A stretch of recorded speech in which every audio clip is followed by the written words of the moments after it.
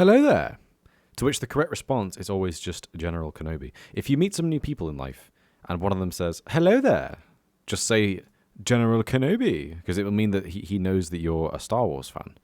And then you can form a long-lasting, loving friendship between you and someone, I guess. I'm just, I'm kind of waiting for someone to do that for me,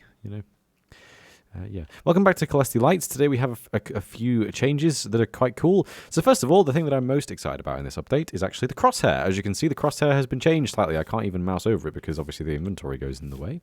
But yeah, you can see the crosshair is a T now. Honestly, this is a really, really basic change that I didn't really need to make, but it's just a style choice. Again, we already had a custom crosshair in Caelesti. I never realized that the crosshair in vanilla is just a cross. It's like an X shape. Like if we look, we're getting sidetracked already. The crosshair in vanilla is that, it's like that. So that's the crosshair. My crosshair in Caelesti is that, right? And now the crosshair in Caelesti is now that. So that's the process of events. It's pretty epic. I like it. I think it looks good. It's a T shape. So yeah, but yeah, the grass is also really cool. So we have custom top texture for grass, which now has 8 variants. It's kind of been a meme in Caelesti for the longest time that my grass was a bit shit.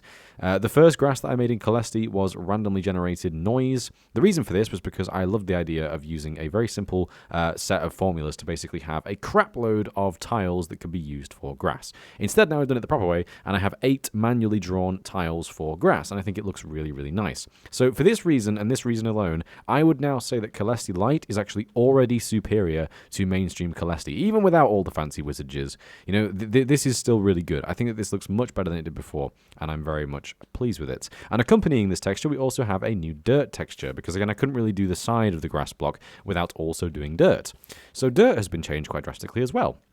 Now, something that I really enjoy doing in resource pack development is textures that tile perfectly. So you have a texture which has multiple variants, multiple rotations, and they all match up. So whenever you place them in world, they will tile correctly. And if you look at that wall right now, if I was zoomed in and you couldn't see the edges, you would not know where the blocks start and end. And I like that. I think that there are certain blocks in the game that you should know where they start and end, such as andesite, because, for example, this is like tiles. You can look at this from any distance, and you can see there where every single block is. But I think for a natural texture, such as dirt, something which hasn't been man-made, I think that this method of texture is actually much, much better, because you can't see where the edges of the blocks are until you get really close and get the actual, thing over the top of the blocks like that.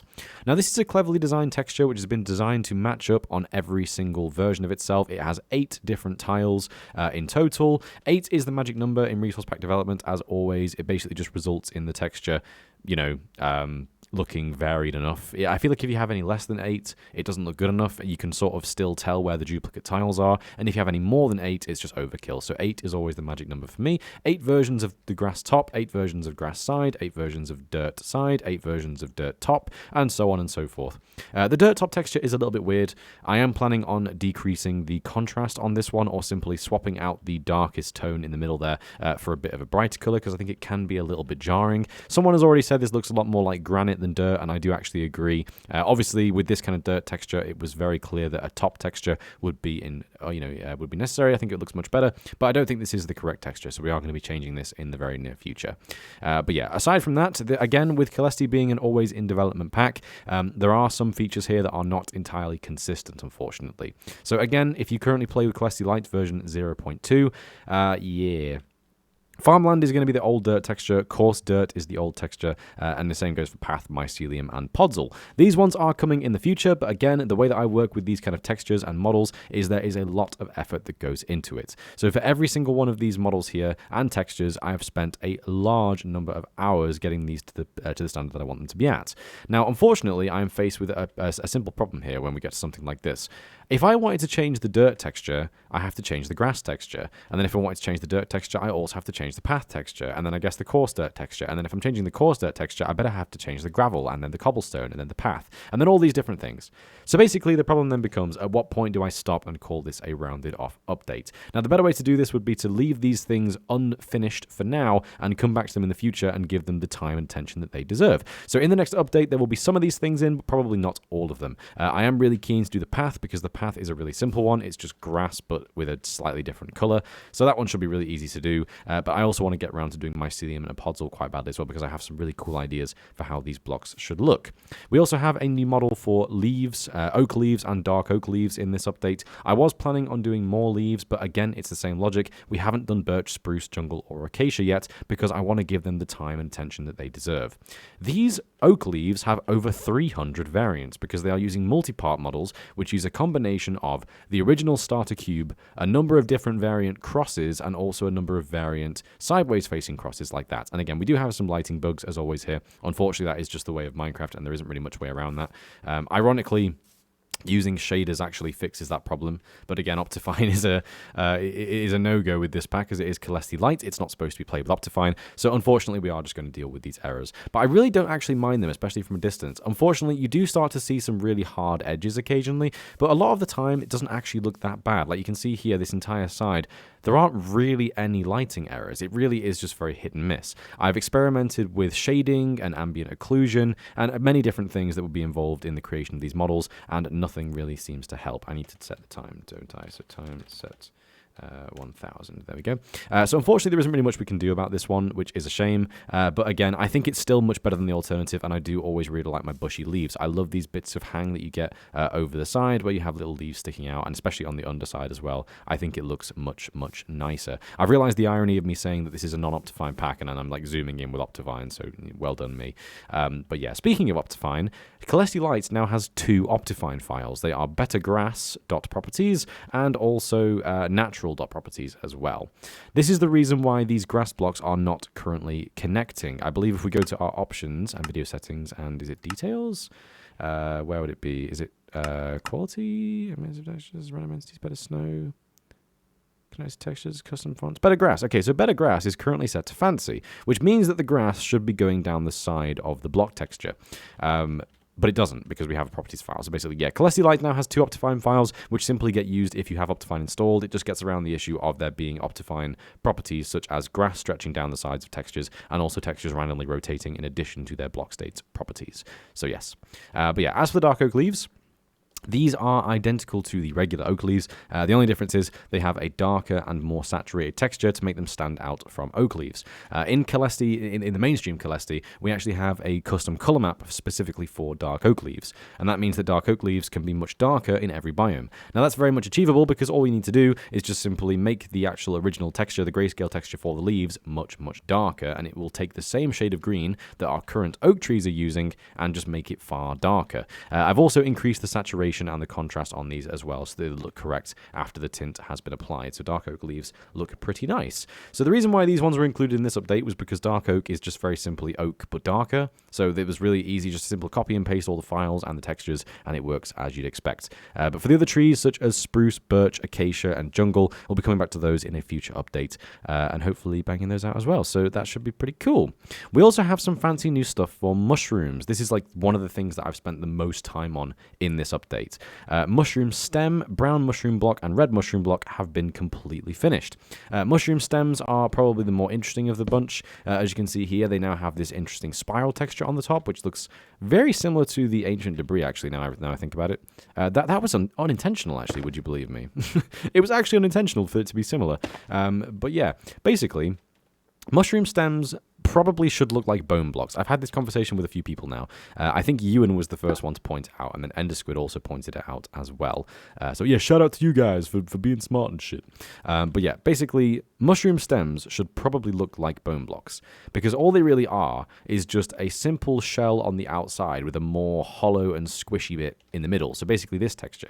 But this is just a style choice, to be honest. I mean, mushrooms don't grow to be 6 meters tall in real life, do they? So I can kind of do whatever I want. So there you go. So mushrooms mushrooms are an interesting one. The internal texture for the stem now has a top and bottom side as well. And what's more is that if you shave off the sides of the stem, you will actually get these other sections revealed as well. For those of you that don't know, mushroom blocks are very weird. They have a stripped version, which is kind of odd. But yeah, if we go to something like oak logs, you can see we have oak log and we have stripped oak log. Now the confusion comes in when we start to look at the crimson stem. So the crimson stem in this game is the stem of the crimson fungus, which is a mushroom like these two guys over here. But it has a log form. So when you cut down the crimson stem, you get its logs, and you can strip them in the same way that you can strip oak logs, for example, to get the stripped variant. Now, Mojang is very inconsistent. We all know this. Unfortunately, they are not very good at making consistent video games. So all of the different features of oak and mushroom are sort of melded together to make the new fungus blocks, which kind of act like logs and kind of act like mushrooms at the same time, which is a bit weird. But again, we can sort of use a resource pack to make up for this inconsistency, because now, if we get something along the lines of mushroom stem like that, what we can first do is place down blocks around it, as you do. This is something that I didn't even realize you could do in the game for the longest time. And now we have a kind of log texture with a top texture, which matches up with the top texture of logs, and it also has a stripped variant, which again matches up to the stripped variant. So this is, I'm actually really pleased with this. I think it looks really good. You know, we have this situation now where originally we have like a log, sort of a log, and definitely not a log. Now these are all just definitely a log or sort of a log. So there's again less inconsistency as a result of a very simple usage of the column model, with the top and bottom texture being separate from the side textures. Now obviously you can actually rotate these logs around. You obviously can't do that with mushroom blocks. They will just place as you'd expect, but you can simply place them like that and kind of achieve a similar effect, which I think is really good. Now, on the topic of the internal mushroom texture, obviously this one right here is this sort of like brown texture with the spiral and the side textures. If you shave away the sides of the brown and red mushroom, you will get a completely different result. So for example, for the brown mushroom, if we shave away the sides by placing down some blocks, it will reveal a slightly lighter tone of brown, which I think could be used very nicely in a lot of builds, really. This is the most like the original mushroom internal texture, and that is entirely intentional. We also have the red mushroom block, which again is really nice. If we shave off all the sides, you can see that it reveals this lovely pink interior. And honestly, this made me realize something. There are not many pink textures in this game. There really aren't. Like, we have purple. Like, let me see. I mean, we've got pink wool. That's magenta wool even. Pink wool. We've got purple. Purple's kind of pink. It's more purple, obviously, as the name would imply. Yeah, we don't really have much pink stuff, do we? Like, yeah, there's not much pink stuff, basically. Like we have lots of like red and grey and purple and like all the different colours, and we've got like browns and greens, which Minecraft is obviously famous for, but we don't have many shades of pink. So like this is really nice, I think. So what I've done here, as you can see, is kind of taken mushroom blocks in general and just made them a lot more in the typical Caelesti fashion. So again, where we would have originally had, you know, a stem, a block, and then a shaved version for, you know, which is the same shaved version for all three, we now actually have 6 different textures based on how you use these different blocks. So again, it's more options, and this is not a mod, it's not a special plugin or anything like that. It is very simply a resource pack. The only unfortunate downside of this is that where you see a lovely pink marshmallow, everyone else will see the original gritty brown texture. So again, you can sort of take that into account when building certain things, but this has opened up more blocks in the game. I have quite literally just added 2 blocks to the game using Blockstates. I'm pretty proud of that. I think it's good shit. But yeah, as you can see, I laid them out over there as well for the, you know, for the visualization. But yeah, as you can see, we have the stem and the stripped version. We have the red mushroom block and the stripped version, and the brown mushroom block and the stripped version once again. I love the pink interior of these. It looks so good. It looks like fleshy, like you could, like it's a gummy bear, you know, like you could eat this. It looks nice. It looks really inviting, almost. But yeah, Scal wants to eat red mushrooms. Make that a meme. That's probably going to become a meme now. But you may have realized something special about the brown mushroom. It actually has a completely separate underside texture when it's been shaved. So the mushroom texture, I don't know why I said shaved, when it's been stripped. The mushroom texture when it's been stripped is actually unique when it's a brown mushroom. Because obviously a lot of you will know When brown mushrooms form naturally, the underside of the brown mushroom blocks will be stripped automatically. And that is basically what's being done over here. The stripped version of the brown mushroom block has a unique underside texture, which again is very similar technique to how we have the unique top and bottom texture for the, for the stem, but obviously the top texture is just standard and the bottom texture is this new sort of like veiny, liney texture that I've come up with. Again, there is no logic for this. It is purely a style choice. I just think it looks kind of neat. Like, I like it. I originally tried this on a much smaller scale. It didn't look really good. Generally, I'm starting to learn in pixel art and Minecraft as well that if you try and do textures that are too small, you can actually have a lot of success just scaling up the size of items. Like objects within a texture, just scale them up, and it generally works quite well. So we now have this sort of like veiny texture, which is supposed to match the kind of like lines that you would see underneath a mushroom in real life, and I think it looks really, really good. Moving on from that, we have the Enchanting Table book. I'd like to give a shout out to Mickey Giralfa for this one in particular. I recently used an updated version of his pack, Mickey Joe's Rid 4.0, which is in the works and is almost complete from what I know as well, actually, so you guys can get hyped over that if you do follow Mickey's content. And he basically showed me a feature in his pack, which is where the item model for the enchantment table has the book included, which again I think is so good. It's such a simple change, but it looks so good, especially in the inventory as well. I think it looks really nice. It also makes more sense because, again, when you're holding this thing, where the hell does the book come from? It makes a lot more sense. So this currently uses the regular Enchanting Table model and textures, but it also has the book texture. Now, the cool thing about this is the book texture is actually being grabbed directly from the entity texture for the Enchanting Table book. So you can actually just steal this model and include it in any resource pack, and it will work exactly as you'd expect. So that's kind of a cool little thing about this feature right here. And on top of the Enchanting Table, we also have a new Enchantment Glint as well. I've never been a big fan of the Enchantment Glint in vanilla Minecraft. I think it's way too harsh on the eyes. I think the rapid pulsing shades of blue are a little bit crap. And obviously, in regular Caelesti, I've recently started on the visual enchantments update, which we are definitely going to come back to when we do start working on Caelesti again, because there's been some major leaps and bounds in visual enchantment technology in the last couple of weeks. So I'm really excited to come back to visual enchantments. But obviously, in Caelesti Lite, we don't have visual enchantments because we aren't allowed to use any Optifine features. So instead, what I've done is designed in my opinion, quite a nice new enchantment glint, which is very simply a plain red, which is actually very similar to what it was back in the days of Skur, but now has an overlay of a slight hint of purple and blue and orange that it will go over occasionally. So you can see there is actually like a really obvious like line that goes over the texture occasionally, which is like blue. You can see it there in the corner. There's like blue. Yeah, there's the bluey purple, and then back to orange. There's the shade of red, and then blue, and then back to orange, and there's the red again. It's nice. There's a few different variants. It's very varied because the texture has been designed to be such, to be as such, I should say. But yeah, I think it looks really nice. I think it looks much better than the original kind of like blue sparking texture in vanilla. It's not as obvious as the vanilla enchantment glint, but it's still really easily noticeable. And if you compare like, an enchanted book to a regular book, you can definitely see look at that. You can definitely see the difference between an enchanted and non-enchanted item. So I am more than happy with this. I think it looks really nice on the eyes. For the next thing, I actually want to show you some armor stuff. Do game mode survival. I'm gonna have to nick some more of this armor, buddy. Sorry. Do I leggings? No. I need to get like a half armor. There we go. So the half armor piece has now been changed to be a half armor piece. Originally in Caelesti, I actually had a kind of like semi-transparent version of this texture. All of these are going to be changed at some point in the near future because I realized that I am actually just using the vanilla textures here, which is something that we're trying to avoid with Caelesti, obviously. But yeah, that's about it really. Basically, I've kind of gone to the effort of making it so that armor is a little bit nicer now, visualizing the inventory where we have this kind of like half piece of armor to represent 1.5 pieces of armor, or in this case, I guess +3 armor. So yeah, that's about it really. I think it looks better.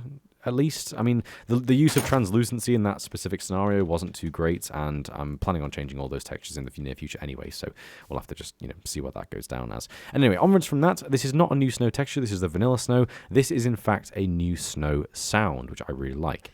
It recently snowed where I'm living in Yorkshire currently, and I went outside on a walk, and I just listened to the snow, and man, I was like, snow sounds so nice. It's such a beautiful sound. The lovely, like, satisfying crunch that you get when you walk through snow. I love that shit. It's so nice. I kind of realized that I hadn't heard it in a while, and I was like, oh my god, snow sounds awesome. And then I kind of instantly realized that snow in Minecraft sounds shit, and I can do the comparison for you, like, that's the vanilla snow sound when you do a footstep, usually. It sounds more like I don't even know, like cotton wool. I don't know.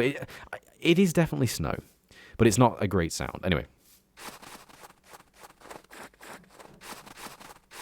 I think this is far nicer. A lot nicer. It's very quiet, as footsteps in this game are, so I would very much recommend installing Caelesti Lite version 0.2, locate biome a snowy tundra, and have a wander around, because it's a very nice sound. It's really good. But yeah, obviously the sound that I've used for this was taken from zapsplat.com. That is the sound library website that I use. It is basically just free to use music and sounds, and again, they are credited in the pack as always. Now, speaking of pack credits, there have been some changes to how the pack uses credits. I've actually added credits for Caelesti, so we can watch the credits together. How cool is that? Yeah. I was gonna do some like special segment including this, but I think I'll just talk about it at the same time. Now, in the past, the credits for this pack have been listed in the sound.json and also in a lang file credit file as well. So those have now been moved to the actual Minecraft credits file, and it involves all the people who have ever had any sort of like impact on the pack. Obviously, myself, the creator. This is obviously a shortened version of my surname for privacy's sake, I guess you could say. But yeah, we have Ideaman, Chroma. Texture artist, currently on the Qubit, as he designed the texture for the Jungle Skoog item, which is the Easter egg that some of you will know. We have references to sound, so again, Zapsplat, where those snow sounds just came from. Oomphs, who helped with lightning sound effects. Mixc, who I took a remix of one of the sounds from. Modeling, again, Ewan and Mr. Chocolate for their help with CEM modeling and sunflowers, respectively. We have all the people who worked on the language files. Again, the language files are not entirely up to date at the moment, but all of you are very much appreciated, and I'm sure we'll come back and update the language files again in the future as well. And again, we have special thanks to a couple of people here. We have Jungle Skoog, Ewan again, Mickey Joe, Toxtier, Tomb, who is always and will always be a lobster, Action Man, Chalk, and finally Ninny, who's just cringe. So yeah, and then you get onto the Minecraft team, and that's the typical credits. Now, I don't really know how to feel about this, because I've never watched the credits personally, because like I don't even know when the credits spawn. It's not spawn. I don't know when the credits are used. Like, is it after you defeat the Ender Dragon? You see the credits? Because I thought there was like a nice poem after you defeat the Ender Dragon. I don't really know, man. It's kind of weird. But yeah, you can access the credits by clicking the copyright Mojang AB do not distribute down here, and that will obviously load up the credits, which I believe do actually happen at some point in the game. And I'm sure about 5 people have now gone to the comments to tell me when they happen. So yeah, so thank you very much for the thank you very much for the information once again. But yeah. I was considering moving Caelesti to the end of the credits, like after where it says about the Minecraft team, but I figured, people don't really watch the credits enough anyway, so it doesn't really matter if Caelesti's at the start or the end. It's not going to be seen unless someone specifically goes looking for it, so might as well put it in a convenient spot for someone to see it, especially when I was editing it as well. So anyway, thanks for watching, guys. I hope you enjoyed this update for Caelesti. Caelesti Lite is starting to look better than Caelesti every single day, and I'm really, really happy with it. We are going to refrain from using Optifine features for the future. Caelesti Lite, the whole point is, to be a very, very basic and traditional vanilla-friendly resource pack. We are going to start working on 1.17 features very soon, and I am very excited for that as well. I have some great ideas for, the crystals, for models for those things, and also, obviously for the spyglass as well, and also the axolotls, which recently got added as well. So there's some really cool stuff that's going to be coming for 1.17 in the near future. And obviously, again, with Caelesti, what's going to happen is every couple of versions going forward, we are going to update Caelesti when Caelesti Lite has had enough content added to it. So currently what I'm planning is doing Caelesti Lite version 0.3, 4, and 5, and then on the release of version 0.5, I'm also going to release a large update for Caelesti on the side, which sort of like does the whole MCPatcher process to the new features that have been added to Caelesti Lite. So Caelesti is not dead, it's just... Oh, shit. Wait, hang on. What happened? Escape? There we go. Yeah, so Caelesti definitely isn't dead. It's basically just more of a case of, Caelesti is just going to be worked on the side for the time being. Caelesti Lite, by its nature, is now the priority. Caelesti is just more of like the upgraded version of it, basically. So yeah, anyway. Thanks for watching, guys. I hope you enjoyed this showcase video. Please download Caelesti Lite. The link is in the description, as always, and I will see you in the next episode. Cheers for watching, guys. See you later. Take care, and bye-bye.